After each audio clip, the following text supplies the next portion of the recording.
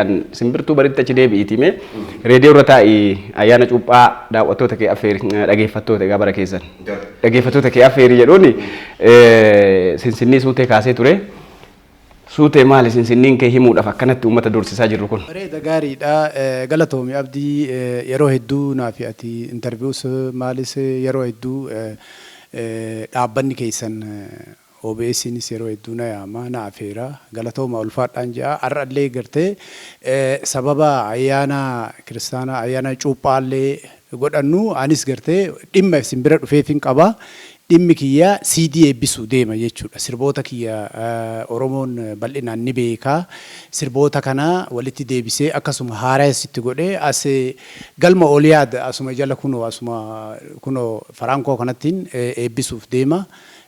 Torbaan kana jechuun gaafa 21 amajjii 21tti baatii shanaffaa akka lakkoofsa Habashaatti eebba guddaan qaba eebba kanarratti uummanni keenya bal'aan akkana cinaa dhaabbatan dhufanii afeeramanii eebba koo kana akkana wajjin qooddataniifin irra hedduu gama keessa wanni dhufeef irra hedduu kanuma jechuudha bal'inaan. Baga kanaan si gahe arganneeti carraa kana. Aamin walumaanuu qabsaan keenya umuriin turanii uduma bosona keessa dhama'an iloo shantalaatiif ka sirboota biraa hedduu nu gumaachaa turanii adda umuriin turanii ammas beekumsa tuuluu muuxannoo qabsoo wareegama dafqaatii fi kam kafal mee waan irraafta isinii gumaata isinii kenna seenaa isinii barreessa dheer jira weellee kaaseette yookaan albamii miti seenaa Oromoo lafa kaa'ee deemuuf namni tura addunyaa kana irra umurii guutuu waan san nu gumaachuu fi akkasi murattee uduu sittuun toliin kana nu gumaachuu keetiif maqaa ummata miliyoonota 50-60tiin ulfinna guddaa qabda. Ulfaadhaa isinis akkasiitii CD obboleessa koo mata dureen jedhu obboleessa koo yaa ilma abbaa ayyaada jaba harkaana qaba natti laafini jabaadhu gurba abdiisiin qaba sirba jedhu mata dureen isaati akkasuma immoo sirboota jaalatamoo kan gartee gaazexeessaa Shibbiree Kasiiroo fa'as ta'ee abdiin fa'aa kanaan dura sonnii jedhan warra akka Looshantalaa warra akka Carcarxirroo akkasuma immoo goota dhiiga isaatiin qabsoo magarsees dabalatee bareedduu Oromoo Ashiita Qaccee Lagarraa Magaallee Tiyyaa kanneen hunda kan dabalatu albama tokko guutuu sirboota 12 kan qabatu CD eebbisuuf qophii isaa xumuradheetiin jira. Na cinaa dhaabbadhaa akka na argamtan isinis ta'ee warra OBSis ta'ee Oromoon addunyaa irra jirtan hundinuu kan dhufuu dandeessan na bira dhaabbachuu kan dandeenye immoo teknooloojiin guddatee jira karaa barbaadaniin qunnamtanii na cinaa dhaabbattanii akka na gargaartan akka na jajjabeessitan kabajaadhaan dhugumatti isin gaafadhaa. Ulfaadha. Beeksisa baraa kana immoo warra bara kanaa kanatu beeka amma akka bara kanaa itti himanii mee isaanitti kennanna akka beeksan amma guyyaa eebba CD keetii kana akkuma TikTok irratti godhan godhanii warra wallootti daa kennime. Ashamaa akkam jirtu ilmaan Oromoo kan biyya keessa biyya alaa jirtanii weellisaan artiistii fi qabsaa'aan kenna Suutee Bareentoo sirba isaa kan duraanitii fi kan ammallee kan qabsoo fi kan jaalalallee walitti godhee CD eebba qaba Adaamaa galma sinimaa Oliyaaditti irraa nafinaa koottaatii cinaa dhaabbadhaa siniin jedha. Hayyee hordoftoota keenya ayyaana cuuphaa sababeeffannee bifa kanaan keessummoota jajjaboo of biratti keessummeeffannee irraa haasa'aa jirra. Keessas immoo sirna waan keenya himachaatiin jirra jechaadha. Suutee Bareentoo sirna akka amma jedhamee kana waan qabuuf amajjii 21 akka lakkoofsa biyya kanaatti qaba waan ta'eef irraa nafinaa haadha Oromaatu hin awwaallatee lafa jala gadi fageessinee dhee gurbaan bareechisuu isaati sirriitti awwaalcha tolchuu isaati eega isaa taate egaa eebba kan biroo hin godhama bara kana waa'ee bulluqqoo dabni uffatee jira jibbire sibira ga'ee bulluqqoo bulluqqoon kun akka tokko gaarii akka tokko immoo kan komatu hin dhabamu kan itti baay'atee ifatu hin jira akka tokko immoo gaafa akka namoota akka suutee kana bira dhaabachuuf jettu gaafa namoota akka suutee kana uummataaf ofiifis jedhanii bara dheeraa dadhabanii ammatti waan hojjetan kanatti galateeffamuu barbaadan kana yookiin galateeffamuu qaban kana ragaan kanaaf murteessaadha wanni akkanaa kun. Carraa akkanaa nama uume nama eessumaan suutee gargaar lafaa kaatee nama fayyaa qabu kana wayi gargaarta.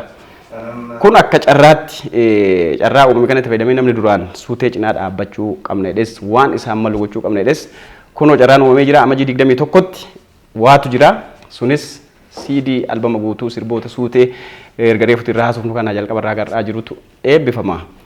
Namni suutee garamiin bira geenyettan carraan isinii uumamee kan jedhu jechuu barbaannaa shibbireenis akka gaazexeessaatti waan dubbadhu qaba. Waan dubbadhu qaba. Muddameeshu. Sirba suuteeti miti. Sirba Oromooti. Seenaa nuu kennaa jira. Seenaa kenna dhaloota irraa fudhannee yeroo baay'ee seenaa kenna dhaloonni dhaloota dabarsaadhaan miti. Seenaa nuu kennaara. Keessumaa nuu dhaloonni haaraan mucayyoon tiyyatuun himteerti. Ka addunyaarra jirtan ka biyya keessa seenaa kenna fuunee isallee waan nu hojjeteef galatoonfannee fudhannee mana keenyatti galachuu isa ammoo qabsaa kana waa godhuun eebbifamuudha. Maal jedhuun shibbiree? Gaafii qaba. Qophiin ati hojjettu reediyoo irratti qophii maaliiti? Isa beeku barbaada. Duri waa'ee faanaa irratti afaan Oromootiin raadiyoo faanaa bifa raayoo banamu waaltaa keessa taa'ee riippoortii erguun eegale Baalee irraa jedhe booda achi uduma ergu waaltaa hojjedhaa garuu faanaa erga gabaasa waa'ee gabaafa waan aadaa kanneen ergina booda Jimma jijjiirame Baalee irraa waaltama ta'e jecha Jimma baay'ee natti tolee Jimma taa'ee riippoortera bareedaa ture waa'ee mudannoo keessa jettee isiin na gaafachaa turte ka Jimmaa xiqqoo isinitti hima waan ajaa'iba. Isii deebisne inni isallee. Isiillee wal duukaa simiidha. Asumaan nuuf itti asanis. Isiidha asumaan fitta. Gaafii dureetti illee. Ta Jimmaallee asumaan fitta na yaadachiiftu. Achi Jimma gaafa dhabu hisadhee hojjadhe baay'ee namatti tolu uummanni Jimma baay'ee uummata jaalalaati. Achitti humnallee jabeeffadhee leenjii yeroo nuu kennaa turanii amma barnoonni gaazexeessummaa dhufe jedhan. Itoophiyaa seenee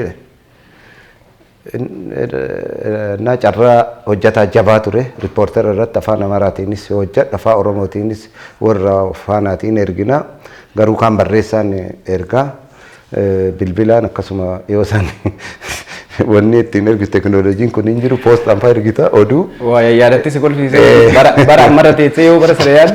Bara ajaa'iba waan nama dinqaati. Amma Ameerikaa Itoophiyaatti waan barbaadde. Waan barbaadde bilbilaan geetta. Yoo san bar nama tokko beellamtee bilbilaan achi na eegi gaafsan jettaa miti. Poostaan keenya bara shawaa kana ji'a tokkotti isin bira gaa. Poostaan isin ergite. Poosta ji'a tokkotti an Jimma ergee bar ka torba ji'a dhufuu amma ergaa beekarra.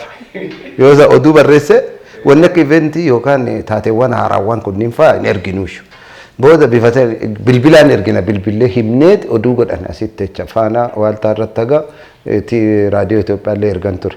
Booda Jimmaa gagalee riippoortera cimaa ta'e carraa barnootaa argadhe bakka siidaa Magarsaa Badhaasaa Abine Pheexroos jedhan kana Goorgis Abine Pheexroos jedhanitti mana barnootaa dhaabbata Inistituutii Itoophiyaan Maas Miidiyaa Training Institute jedha bananii jiranii achitti isa carraa argadhee sadarkaa dippiloomatiin achi baradhee yoo deebi'ee nu naa danda'ure.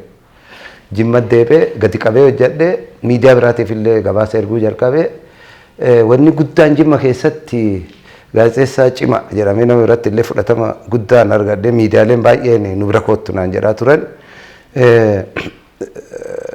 Jireen bakka jedhamu bakka masaraa Abbaa Jifaar jiru kana cidha ture. Cidha ijoollee Oromoo godhatantu ture.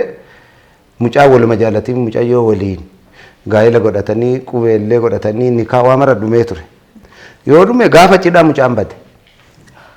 Cidhumarraa dhaban. Wal jaalala qabu mucayyoo haasaa qabu walumaan turanii yoo san HIV/AIDS laallatanii illee wama rakkoon qabanii dhima bade mucaan gaafa cidhaa.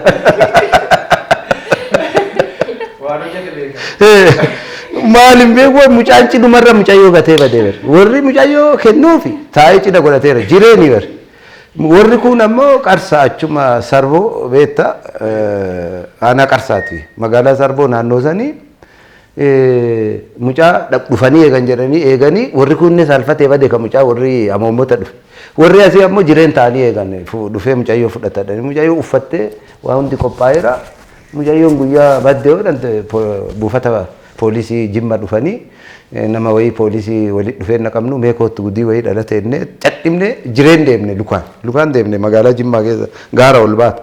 Gaafa dhannu boo'icha baga ciini duri gattumee fi waltumee taphataa turan gara boo'icha jijjiirameera. Buutaan bade hafe guyyaa yoo ergan namni nama jala maal taatan dhuftanii jedhanii farda fa erganii turan farda hin jiru namni qe'een hin jiru namni tokkochi jedhame. Garuu wanni akka cidhaa taatu qe'ee mimmiidheessaniiran kan mucaallee mucurro idaayyaa fuudhanii galanii ni miree misirroo garuu hidhameera waamarti midhaaksaniiran qe'ee duwwaadhaan achi lukaan kaanee qe'ee mucaadhaan dhoodhannu wanna qe'ee midheessan malee homaan jiran. Eenyu naa gaafannure poolisii inni na waliin dhama'e mucaannee gaddeera bo'aa turre gaa'elli namaa baduun gaa'elli ilmaan Oromoo baduun baay'ee garaa nama nyaata baay'ee boonnee hin deebee oduu san barreesse galee gattaa'ee barreesse afaan Amaaraatiin barreesse Oromoonneen barreesse erge gaafa erge raadiyoo faanaaf raadiyoo Itoophiyaatiin reediyoo faanaarra yaadadha afaan Amaaraatiin alamnawaasee dubbise oduu dubbisee fixe በመጨረሻ በጅማ ሙሽራ በሰርጉ ዕለት ተሰወረ። አለምናሰ ሰገሌ ኢሳቲፊ ቅባቲ ኢሳት ደበለ ኦሮሞ ፈራወሉም ሙሳ ሀጂ ሁሴን በዳሶት ከዱብስ ሙሳኔ ሪያ አለምናሰት ለቹንስ ጋፋ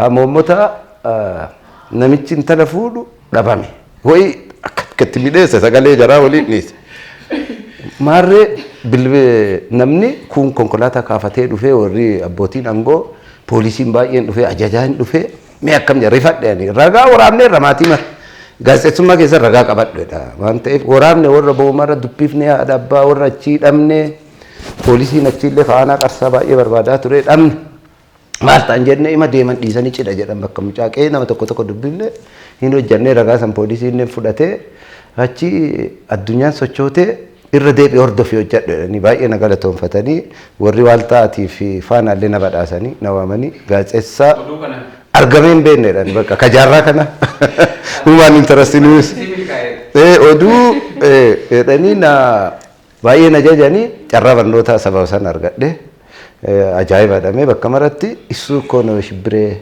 ka misurraa sisowwaree sarraa dhamee gaafa mana barnootaa deemullee baay'ee nu bira koottedhaa turan miidiyaan baay'een achi gaaf kan bifa saniin hojjedhee mana barnootaa waggaa lamaawwe baradhee gaazexeessummaa argadhee gaafa argadhee eenyu na dandaare waa'ee Oromummaa tiyyaa pilaas gaazexeessummaa eenyu na danda'ure amma miidiyaa biroodkaastii yookaan tamsaasa galuu qabadhe waa'ee Oromoo beeksisu kaayyoon kiyya ogummaa gaazexeessummaa gonfadhee gaazexeessaa ta'a waan jedhu sanii miti waa'ee Oromummaati laalleenti wanneen irra qiyyeeffachuu barbaadu isiisanii gaafii kee bira dhufeem qophii na hojjettu yoo dhufu simbirtuu barii raadiyoo Itoophiyaa akkitti gale oduu sanii wanni guddaan yoo dhaqee dorgommii wayii ture fudhachuma nama ture akka ammaa kana asiin baatee birrii fidii achiin gara siin hin jiru mala ammaltummaan funyaan hin bahee hin jiru nama ati eessaa siin hin jedha yoo san wanna dhiigaan laaluu fi gosaan laaluun kun hin jiru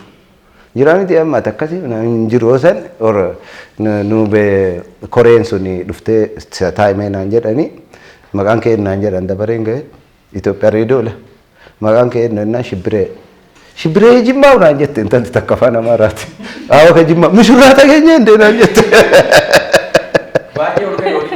odichi ol ka'e waggaa guutuu adhallee yoo dhaqe bakkuma EBC yoo san dhaabbata raadiyoo ciiniin milkoo itti isii bira sii darba'e gosti intalaan dhabame ji'atti dhaqe makaaftee warruma biratti hafte gosti hin galanne akka aadaa Oromoo gara biraa miti akka eenyutti galtaan akka aadaa Oromoo jimmatti dubartii warruma mucaasan kennanii waan akkasiin atti hin fakkaatu mucayyoo achumatti haftee ji'atti illee dhaqee baay'ee miidhamteerti akka Oromummaa garaan nyaattee baay'ee anis uuqamaa turree jirra yoo si argu baay'ee na dhagama ara kootu hin qoratamtu jedhanii mayyamani qorannaan haafu qorannaan jiru baamnee dhufte buufata poolisii illee maal haa goonu naa barbaada alleettee dhufte poolisii inni qorannaa HIV san bal'aa hin qabodhan hospitaala jimmaadhaan dhegaafanne be qoratamanii jiranii hin qabanneedha otoo san hin dhagahin badeen inni oluma ka'ee bade jaalallee qabu mucayyoon kophatti illee dhuunfaa walii galaniiran waa waliin namni dirqama walii kennu kanaa miti wal jaalala qabu booda baay'ee garaan nyaate mucayyoo baay'ee arguu barbaade ji'atti illee itti deebii torbaanii hojjedhu naan jedhan itti deebi'ee hojjedhe ji'a tokko gahee amma hojjedhe jedhanii agammallee argamne ka jedhullee oduu hojjedhe. Itti har'a atilee amma wanti itti deebi'ee hojjedhe mucayyoolee dubbise baay'ee miidhamteerta gadda baay'ee garana nyaatti isiin sun mudannoo jimmaati booda achi gaafa dhufu. Qophii kee himaa jira. Qophii amma dhufe reediyoo Itoophiyaa seenuuf ka gaafa gale tokko gara nama sadiitiin kadhannaa goonee jira. Radio मसन से ने वाये औरों मौसम ये जिम्मा उसी नियत ये जिम्मा उन्हें मकान उल्सी के काम ये जिम्मा आओ मुझे रात अगे नियत दे बन्ना दुर्गम सी सूरी सन अच्छे के नियत इंदे का ना सर रहा ना आओ इंदे का नाम आती दबरते यू दूर आती दबरते इंदे का ना सर रहा बताम मृत्यु सोने अंते बताम व्यासात जना जटे न लगा में चित्त लेते कोशी डर गुम्मा ले कबा अनुदूती यकस्ता थे कजर वही बाकी न लगा बहुत ani su feegannoo godhaa ture gaafa fuudhu hafe jedhinni horee dafaaba gaafa dhaqu hafe namichi jedhan jedhe akkuma kiyya akka tokko dhufee oduun goone jedhe booda dhaqee በጣም ምርጥ ማን ነው የጻፈው ዜና ናን jedhani eenyu barreessee jedhani anuma barreessee jedhe amaarfa sirri dandeettaa hin danda'are amaarfaan barreesse oromofaa afaan oromoo eenyu barreessee jedhe tokko oromoon jira anuma barreessee jedhe afaan lama danda'a በጣም ምርጥ ሰራተኛ ነው ጀዳኒ ባዬ ጋር የዳኒ ወሊት ሱሰኒ አሱመቱሪና እንጀዳ ሜቀን ሲቀ ጨረመረ አይ yosa minda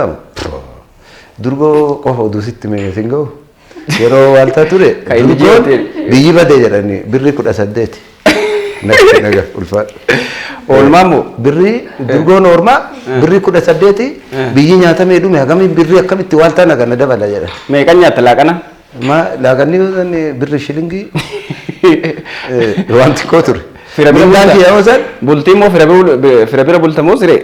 Ma siree maali hoosan? Birrii 18 keessa bulte birrii 4 birrii 5 6 siree moo? Rakkoon qabu filtee bulte. Kabiraa immoo mindaan kiyya hoosan 100 ture 900 naa gale sababa sani sababa oduu sani 925 wayiiti. Gaafa naa gale kan ministeera nyaata jedhanii naa mataa turani. Yeroo mindaan kiyya 100 irra jiru gaa'ela godhadhe. Eessa taa'ee jimma taa'ee dodoratti gaa'ela godhe wacii tokko oduu rakkatiin jecha birra waamara warqii qubee warqii bitee waccuu isii bitee suufii kiyya tolfadhee geejjiba kiyya tolfadhee faaya isii mara qopheessee jimma taa'ee dodolatti cidha godhee bare har'a dodola mindaa keetiin dhaquu hin dandeettu asii adaamaa kaate akkasitti barakaa qaba yoo sangan raadiyoo achi simbirtuu barii Andu'aalam Gammadaa fa'a ijoolleen na dura turan eegalanii shaa godhaa jiranii ijoollee hedduu ijoolleen jajjaboo taarikuu Tolwaaq tokko jira Alfiyaa Abdulwahaab jirti Haliimaa Usmaan jirti qophii filannoo sirbaa dhaggeeffatootaaf tajaajiltu sagalee isiidha Haliimaa Usmaan jedhamti abbaan coqorsoo jira ijoollee waan kana mee waa isinitti maadha abbaan coqorsoo jira Huseen Badhaasoo afaan Oromoo raadiyoo irraa ajaa'iba waaltiin saafaa Oromoo reediyoo irra nama jalqaba waan jalqabeef Huseen Badhaasootiin Itoophiyaa keessatti akka hojjetee jiran akka sooramallee argan akka mindaa arganne yaariyan waan afaan Oromoo reediyoo irraa jedhee dhiyeesse. Xalahaan afaan Oromoo waaltiin saaf dooniyaa tokko dhufee bare walii guuramee dooniyaa tokko ta'e. Kitaaba sanni godheera xalahaa san kitaabonni Huseen Badhaasoo amma barreesse. Haxii jedhee barreessee jira fuudhaaf heeruma Oromoo Arsii kaa'edullee jira xalahaa san irraa argatee waan san barreesse anachi jira waan afaan Oromoo reediyoo irraa jedheef akkuma Itoophiyaa keessa hin jiraanne ifa hindu'in Huseen Badhaasoo as ga'uun akka diinnitti karoorseef rabbiin galanne haa ga'u. Siyaasa afaan Oromoo reediyoo irraa waaltiinsa hojjete hin dhama'e Oromummaaf dhama'e haqaaf dhama'e uumaa waan nuu kenneef dhama'e waan balleessin siyaasaan jaalatu Huseen. Akkuma siyaasa kamuun jaalatu. Akkuma jabetti wal madaqfannee. Waa'ee Oromoo hojjete qofatti kaan beekta. Girmaatti la'uun qophii ijoollee lijochuun ko baaluun waan hin taane ijoollee wal guddisaa jedhanii abbaa coqorsoo girmaatti la'uun abbaan coqorsoo bar ijoollee isaan ta'in tama isaatii miidhagoo guddise ijoollee 8 guddisee bar hirphaa fa'a isa gargaaraa ture hirphaan na argaa jira miti. Hirphaa namni gara artii akka dhufu ta'ee jala deemee ubbiratti kunuunsee artistoota hedduu abbaa coqorsooti girmaatti la'uun qaba. Waa walii muun beenu rakkoon kennu. Isa fa ture anamma gaazexeessaa cimaa akka ta'u yeroo reediyoo Itoophiyaa galu tokko isa. Kottu akkana barreessi gara siibaa akkas Huseen Badhaasootii fi Girmaa Abbaa Coqorsoo Daawit Abdiisaa jira namoonni yoo sanne baay'ee nu deeggan Nugusee Damisee jira warri yoo akkana godhe jedhanis jala ta'anii hojjechaa raadiyoo Itoophiyaa akka cimu